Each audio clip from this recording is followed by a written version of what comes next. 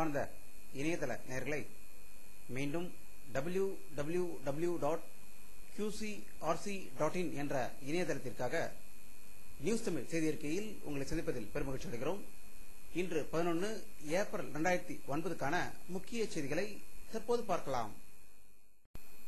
தமிழ் ஈழ நாட்டின் மீது இலங்கை இராணுவத்தினர் போர் தொடுக்கிறோம் என்ற போர்வையில் அப்பாவி தமிழர்களை கொன்று குவிப்பதை நிறுத்த கோரி உலக முழுவதும் உள்ள தமிழர்கள் ஒன்றிணைந்து குரல் கொடுத்து வருவது உலகமே அதிசயித்து பார்க்கும் வேளையில் தற்போது தென்னாப்பிரிக்காவில் டர்பன் நகரில் தமிழ் தேசிய கூட்டமைப்பின் முன்னாள் நாடாளுமன்ற உறுப்பினர் மா.க.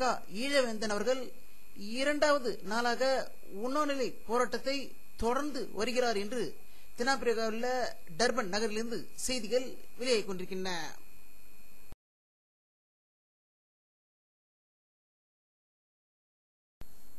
தமிழ் ஈழ நாட்டில் பிறக்கும் குழந்தைகள் வளரும் குழந்தைகளுக்கு சத்தான உணவுகள் கிடைக்காததால் எலும்பும் தோலுமாக இருப்பதாக அங்குள்ள சுகாதார அலுவலர் ஒருவர் செய்தி வெளியிட்டுள்ளதாக வன்னியில் இருந்து தகவல்கள் வெளியாகிக் கொண்டிருக்கின்றன.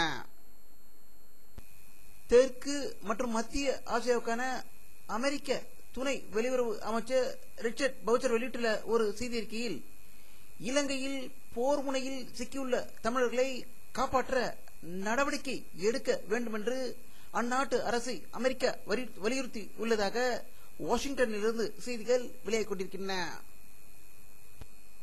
ஜார்க்கண்ட் மாநிலத்தில் காங்கிரஸ் தலைவர் சோனியா காந்தி தேர்தல் பிரச்சாரம் செய்த இடத்திற்கு அருகே நக்சலைட்டுடன் நடந்த மோதலில் மத்திய காவல்படையை சேர்ந்த 5 காவலர்கள் உயிர் இழந்ததாக ஜார்க்கண்ட் மாநிலத்திலிருந்து செய்திகள் வெளியாகிக் கொண்டிருக்கின்றன.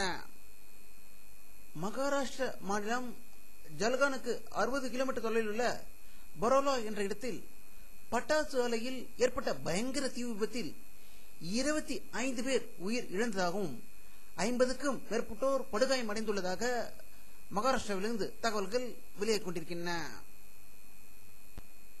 அரசியல்வாதிகள் மீது செருப்பு வீசும் கலாச்சாரம் தற்போது ஆந்திராவுக்கும் பரவிவிட்டது. கானூரில் பிரச்சாரம் செய்த நடிகர் சிரஞ்சீவியின் தம்பியும் நடிகருமான பவன் கல்யாண் மீது செருப்பு முட்டை வீசப்பட்டதாக சித்தூரிலிருந்து செய்திகள் வெளியாகிக் கொண்டிருக்கின்றன. பாரத பிரதமர் திரு மன்மோகன் சிங் அவர்கள் கொச்சியில் பொதுக்கூட்டத்தில் பேசுகையில் மதர்சார்பற்ற அணிகளை பலவீனப்படுத்தி பாரதிய ஜனதா கட்சி தலைமையிலான வகுப்புவாத அரசு அமைவதற்கு இடதுசாரிகள் ஆதரவு அளித்து வருகின்றன என்று பிரதமர் திரு மன்மோகன் சிங் குற்றச்சாட்டியுள்ளதாக கொச்சியில் இருந்து ஆசியாவின் 4வது பெரிய ஊழல் தேசமாக இந்தியா விளங்குகிறது என்றும் பொருளாதார வளர்ச்சியில் இந்தியா முன்னிலைக்கு வருகிறதோ இல்லையோ ஊழல் மோசடிகள் சோம்பேறித்தனம் பொறாமை போன்ற எதிர்மறை குணங்கள் வெளிப்படுவதில் எப்போதும் இந்தியா முதலிடத்தில் இருக்கிறது என்று புள்ளி விவரங்கள் வெளியாகிக் கொண்டிருக்கின்றன. இதை பற்றி நம்முடைய அரசியல் கருத்து கேட்டபோது பாரத பிரதமர் திரு மன்மோகன் சிங் வெளியிட்டுள்ள ஒரு செய்தி அறிக்கையில் கடந்த முறை நாங்கள் வெளியிட்ட தேர்தல் அறிக்கையில் உள்ள அனைத்தையும் தற்போது நிறைவேற்றி விட்டோம் என்று மாறுதட்டி கூறியிருக்கிறார். ஆனால் ஊழலில் இந்தியா 4வது இடத்தை பிடித்திருக்கிறது மற்றும் 10 பேரில் 9 பேருக்கு வேலையில் உத்தரவாதம் இல்லை என்ற ஒரு புள்ளி வரும் தற்போது கிடைத்து வருவதால் இவர்கள் 60 ஆண்டுகளாக என்ன சாதித்தார்கள் என்று தெரியவில்லை என்று கருத்து வெளியிட்டிருக்கிறார்கள்.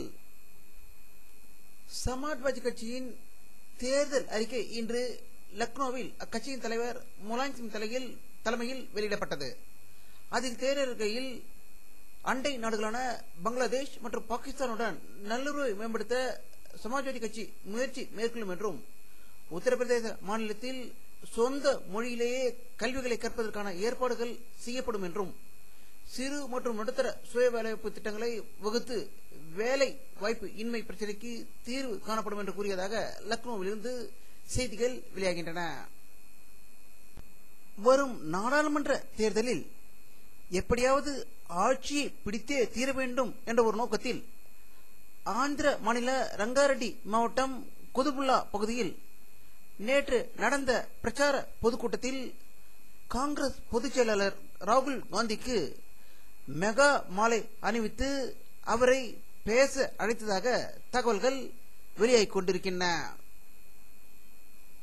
உலக பொருளாதார வீழ்ச்சியால் வளர்ந்து வரும் நாடுகள் பெரும் தடுமாற்றத்தில் இருந்து கொண்டிருக்கும் நிலையில் சீனாவில் அவற்றை தவிர்ப்பதற்கு சீனாவில் இருக்கும் வங்கிகள், காப்பீட்டு நிறுவனங்கள் மற்றும் நிதி நிறுவனங்களில் பணிபுரியும் உயர் அதிகாரிகளின் சம்பளங்களை குறைக்கும்படி சீன அரசு உத்தரவிட்டுள்ளதாக செய்திகள் வெளியாகிக் கொண்டிருக்கின்றன.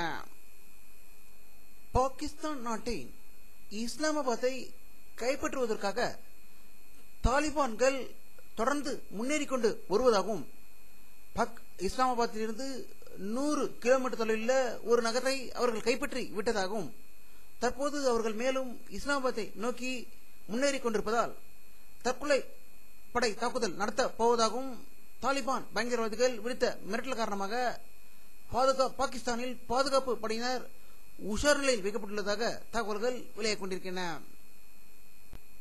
தாய்லாந்து நாட்டில் கடந்த சில மாதங்களாகவே பிரதம மந்திரி பதவி விலக வேண்டும் என்று கோரி போராட்டம் தொடர்ந்து நடந்து கொண்டிருக்கும் வேளையில் தாய்லாந்தில் இன்று தொடங்குவதாக இருந்த இந்திய தென்கிழக்கு ஆசிய நாடுகள் கூட்டமைப்பு மாநாடு பாதுகாப்பு காரணங்களுக்காக ஒத்தி வைக்கப்பட்டுள்ளதாக தாய்லாந்திலிருந்து தகவல்கள் வெளியாகிக் கொண்டிருக்கின்றன. இன்று ஈராக்கில் ஏற்பட்ட ஒரு தற்கொலைப்படை தாக்குதலில் சன்னி இனத்தை சேர்ந்த 9 பேர் கொல்லப்பட்டதாக பாக்தாத்திலிருந்து செய்திகள் வெளியாகிக் கொண்டிருக்கின்றன. வானிலை அறிக்கை 11 ஏப்ரல் 2009 பிற்பகல் 2:30 மணியில் எடுக்கப்பட்ட சேட்டலைட் புகைப்படத்தை தற்போது பார்த்துக் கொண்டிருக்கிறீர்கள். தமிழகத்தில் மத்திய பகுதியில் அதிக மேகமூட்டத்துடன் கடும் மழை பெய்து வருவதாக செய்திகள் வந்து கொண்டிருக்கின்றன. இந்த படமும் அதையே காட்டுகிறது. அந்த மேகமூட்டங்கள் சிறிது நவர்ந்து வந்தால் வட மாவட்டமாகிய சென்னையில் மழை பெய்வதற்கான வாய்ப்புகள் அதிகம் இருக்க இருக்கிறது. இதுக்கான புகைப்படத்தை நாளை பார்க்கலாம். இத்துடன் இந்த செய்தி அறிக்கை நிறைவடைகிறது. மீண்டும் நியூஸ் தமிழ் செய்தி அறிக்கையில் உங்களை சந்திக்கும் வரை உங்களிடமிருந்து விடைபெறுவது உங்கள் கே பாலாஜி. நன்றி.